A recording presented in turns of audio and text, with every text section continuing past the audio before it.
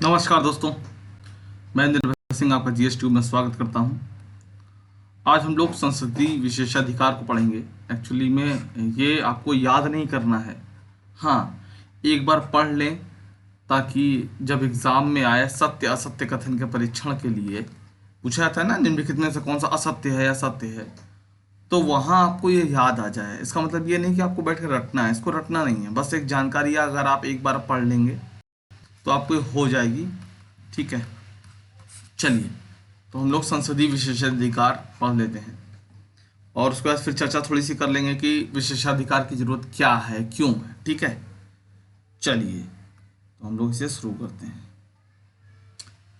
पहली बात तो इसका आर्टिकल याद रखिएगा। आर्टिकल क्या है ना, आर्टिकल ये 105 संसदीय विशेषाधिकार, आर्टिकल 105। इसमें कौन कौन से विशेषाधिकार दिए गए हैं, आइए। कि जो संसद के सदस्यों को संसद के अधिवेशन के दौरान या अधिवेशन के 40 दिन पहले या 40 दिन बाद किसी भी सिविल मामले में गिरफ्तार नहीं किया जाएगा। तो गिरफ्तारी संरक्षण है। देखिए, आपको मैंने पहले भी बताया, फिर वो कह देता हूँ।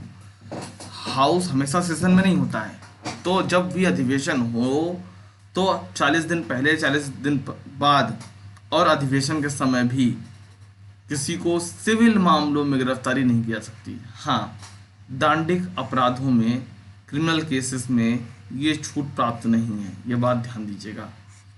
यही आपसे सत्य असत्य कथन का परीक्षण में पूछा जाता है और आप फंस जाते हैं। सिविल की जगह यहाँ दांडिक मामले लिख देगा और ये लाइन हूबहू ऐसे लिख दी जाएगी और आप वहाँ कन्फ्यूज हो जाएंगे। ध्यान रखिएगा, सिविल मामलों में गिरफ्तारी नहीं हो सकती, हाँ क्रिमिनल मामलों में हो सकती है।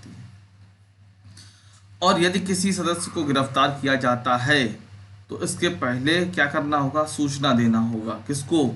लोकसभा का अगर सदस्य है तो अध्यक्ष को देंगे और राज्यसभा का सदस्य है तो सभापति को देंगे। बट ऐसा नहीं कि पुलिस आई और पकड़ के ले गई, ऐसा नहीं होगा, आपको पहले सूचना देनी पड़ेगी। ठीक है। किसी संसद सदस्य को संसद के अधिवेशन के दौरान यथास्थिति अध्यक्ष या सभापति की अनुमति के बिना न्यायालय के समक्ष साक्षी के रूप में उपस्थित होने के लिए विवश नहीं किया जा सकता। अच्छा, देखिए क्या कहा जा रहा है। संसद का अधिवेशन अगर चल रहा हो, ठीक है, तो लोकसभा का सदस्य है तो अध्यक्ष से, राज्यसभा का सदस्य है तो सभापति से अनुमति लेके ही किसी भी न्यायालय किसी भी सदस्य को सम्मन कर सकता है गवाही के लिए। गवाही, साक्षी मतलब गवाही, ठीक है, गवाही के लिए सम्मन कर सकता है। ठीक है। और अगर देखिए अधिवेशन चल रहा है तो कुल मिलाकर अनुमति आवश्यक है, अनुमति के बिना नहीं हो सकता। ठीक है। गवाही, संसद सदस्यों को संबंधित सदन में समितियों की में बोलने की पूर्ण स्वतंत्रता है।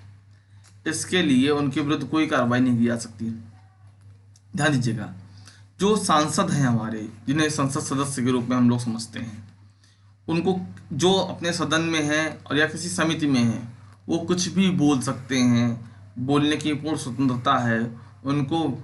मान लीजिए उन्होंने कोई पक्ष रखा और आप उसे महिला विरुद्ध कह लें, या आप उसको सवर्ण विरोधी कह लें या दलित विरोधी कह लें, आप कह लें, आलोचना कर लें, वो सब ठीक है, लेकिन उनकी किसी शब्दावली के लिए न्यायालय में उनको नहीं घसीटा जा सकता, कोई मुकदमा नहीं किया जा सकता है। ठीक है। हाँ, आलोचना का विषय हो सकता है कभी का, आप देखिएगा, सुनिएगा, संसदीय जब कार्य चल रहा होता है तो उसमें बोलते हैं कि भाई रिकॉर्ड से हटा दीजिए, ये असंसदीय भाषा है, इसको रिकॉर्ड से हटा दीजिए। अपने आप में यही बहुत बड़ा मतलब सांसद के स्तर पे बहुत बड़ी बेइज्जती है कि कोई आपके कही हुई बात रिकॉर्ड से हटा दी जाए। ठीक है, ये अपने आप में बहुत मतलब निंदा का उसमें छुपी हुई है। ये आपने कोई शब्द बोला और उसको असंसदीय मानते हुए हटा दिया गया। हाँ, ये तो हो सकता है, लेकिन न्यायालय में उसको प्रश्नगत नहीं किया जा सकता कि किसी की मान की हानि हुई है या किसी अन्य समुदाय को कोई बात कही गई है।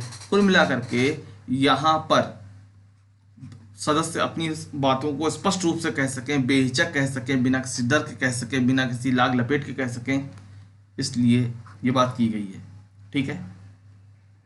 अनुच्छेद 121 के अनुसार उच्चतम न्यायालय और उच्च न्यायालय के न्यायाधीश द्वारा अपने कर्तव्य के निर्वहन में किसी आचरण के संबंध में संसद में कोई चर्चा नहीं की जा सकती, सिवाय जब जब उसके खिलाफ महाभियोग प्रस्ताव विचार विमर्श के लिए हो। ध्यान दीजिएगा, सुप्रीम कोर्ट का कोई निर्णय है या किसी न्यायाधीश का कोई टिप्पणी है तो वो उस पर कोई चर्चा नहीं हो सकती कि सुप्रीम कोर्ट के सदस्य ने, सुप्रीम कोर्ट के जज ने ऐसा निर्णय क्यों दिया या फला हाई कोर्ट के जज ने ऐसा निर्णय क्यों दिया। ऐसे चर्चा आप नहीं कर सकते उसके आचरण पर या उसके कर्तव्य में जो निर्णय उसने दिया, ऐसा चर्चा आप नहीं कर सकते। चर्चा तभी कर सकते हैं जब महाभियोग का प्रस्ताव हो। महाभियोग के अलावा कभी भी जजों के संबंध में इस तरह की चर्चा नहीं हो सकती है। हाँ, मैं और आप कर सकते हैं, क्लासरूम एक अपवाद है, हालांकि जजों के संबंध में ऐसी चर्चा कहीं नहीं हो सकती महाभियोग के अलावा, लेकिन हम और आप कर सकते हैं, क्लासरूम उसका अपवाद है। ठीक है, बात ध्यान रखिएगा। संसद के जो सदन हैं अपनी कार्रवाई को प्रकाशित करें या नहीं करने दें, ये उनका व्यक्तिगत मामला है, ये उनका खुद का निर्णय है। उसमें कोई भी नहीं कह सकता कि भाई हमें प्रेस को स्वतंत्रता का अधिकार है, मौलिक अधिकार है, ऐसा कुछ भी नहीं है। यहाँ सदन को अपने कार्रवाई को प्रकाशित करने देना है या नहीं देना है, ये संसद का निर्णय होगा, सदन का निर्णय होगा। संसद को अपने तथा अपने सदस्यों के विशेषाधिकारों का उल्लंघन करने वाले को दंडित करने का अधिकार है। हाँ, आपके विशेषाधिकार जो संसदों को मिले हैं, अगर कोई इनको खंडित करता है तो दंडित कौन करेगा? न्यायालय? नहीं भाई, संसद। ठीक, संसद उसको दंडित करेगी। मतलब जितने समय से मैं देख रहा हूँ, 2 केस सामने आए मेरे। एक बार 2008 की बात बताऊँ आपको। 2008 में जो अमेरिका से न्यूक्लियर वाला समझौता होना था, 123 एग्रीमेंट, उस पर सौमित्र सेन ने हेडलेस चिकन कहा था सांसदों को, और तब उनको बुलाया गया था विशेषाधिकार समिति के सामने। और दूसरा, मैंने वो किरण बेदी जी को देखा कि उनको भी उपस्थित होने, स्पष्टीकरण के लिए बुलाया गया था। खैर, दोनों ने अपनी गलती मान के पीछा छुड़ाया। लेकिन हाँ, आपकी भी अभिव्यक्ति की आज़ादी है, इसका मतलब ये नहीं कि आप विशेषाधिकारियों को कुचलेंगे। इस बात को ही आपको समझाना था मुझे। अभिव्यक्ति की आज़ादी अपनी जगह है, लेकिन सांसदों के जो विशेषाधिकार है उसका भी सम्मान करना ही होगा आपको। संबंधित सदन के अध्यक्ष की आज्ञा के बिना सदन के परिसर में किसी भी व्यक्ति को गिरफ्तार नहीं किया जा सकता। मान लीजिए कोई भी व्यक्ति है एक्स और वो पत्रकार के भेष में सदन में घुस आया है और पुलिस उसको ढूंढ रही है, तो यहाँ पे गिरफ्तारी नहीं हो सकती। करना है तो सदन का जो अध्यक्ष है या सभापति है उससे आज्ञा लेना ही पड़ेगा। ठीक है, मतलब संसद जो है अपने क्षेत्र में संप्रभु के टाइप आपको देखना है इसको। किसी संसदीय समिति के प्रतिवेदन मतलब रिपोर्ट, ठीक है, और कार्रवाई को संबद्ध सदन के पटल पर रखे जाने से पूर्व प्रकाशित करने से रोकने का अधिकार है। मान लीजिए कोई रिपोर्ट है, एक उदाहरण देता हूँ, सीएजी रिपोर्ट है। सीएजी रिपोर्ट सबसे पहले सबको बांट दी जाती है, लेकिन पत्रकारों को नहीं दी जाती, वो सदन के सदस्यों को दी जाती है। अब संसद को ये पावर है कि वो कह दे कि भाई आप प्रकाशित नहीं कर सकते, पहले हम सदन के पटल पर रखेंगे। आप ये ना कह सकते कि गुप्त सूत्रों से पता चला है। आजकल मालूम है पत्रकार क्या करते हैं, हमारे सूत्र बता रहे हैं। अब सूत्र बता रहे हैं, अब सूत्र कौन सा सूत्र होते हैं तो किसी को नहीं पता है, तो चीज़ें छुपाने वाली बात है। तो सूत्र के हवाले से आप प्रकाशित करेंगे, ऐसा भी नहीं होगा। तो यही कहा गया है कि अगर संसदीय समिति का कोई प्रतिवेदन है या अन्य कोई कार्रवाई है तो पटल पर पहले रखा जाना चाहिए। वो संसद चाहे तो पहले पटल पर संसद में रखवाएगी, बाद में उसे प्रकाशन करने का अधिकार दिया जाएगा। ठीक है, तो रोक सकती है कि भाई पहले यहाँ रखा जाएगा, चर्चा होगा, उसके बाद आप करते रहिएगा। संसद को महत्वपूर्ण विषयों पर गुप्त सत्र चलाने का भी विशेषाधिकार है। गुप्त सत्र का मतलब समझिए, मान लीजिए कि भारत पर आक्रमण हो गया है चीन का, ठीक है, तो भारत सरकार जो कि सत्ता दल है, इस अगर इस एक मिनट कहाँ चले गए हाँ, ये क्या हो गया, क्यों नाराज हो गए, हाँ आइए। तो भारत सरकार जो है, मान लीजिए इस समय मोदी जी के नेतृत्व में एनडीए की सरकार है। अब सरकार अकेले निर्णय ले तो ये ठीक बात नहीं है। जो निर्णय ले उससे विपक्ष को भी